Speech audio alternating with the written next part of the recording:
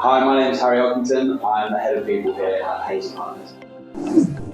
So my background has typically been within talent acquisition, both domestically and internationally, having worked in the UK and the US.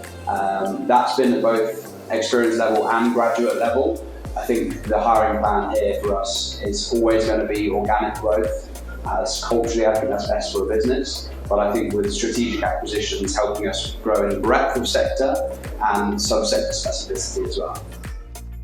So contrary to what a rec-to-rec or internal recruiter would usually be saying, is that I actually don't think people should move. I think if you're being fairly remunerated and you've got a good track towards equity, then people should stay put within that business and realise the long-term benefits.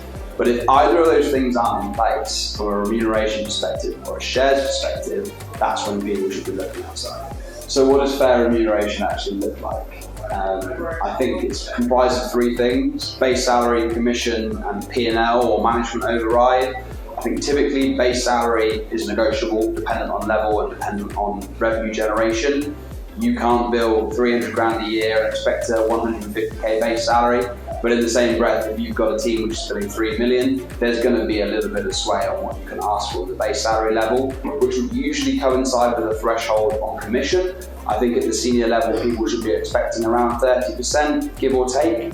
And then from a P&L or management override perspective, between 5 and 10% of team performance after a threshold is pretty typical.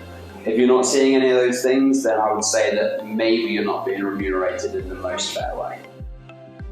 So another reason that we find that senior people would make a move inside the market is because of equity or shares. I think a lot of businesses are intentionally vague when it comes to remunerating people at the senior level with equity. And this can obviously be quite dangerous if you're looking to spend 10 plus years with the business. So what we're doing, which is slightly different here at Hayes & Partners, is we're remunerating people from an EMI scheme as opposed to long term.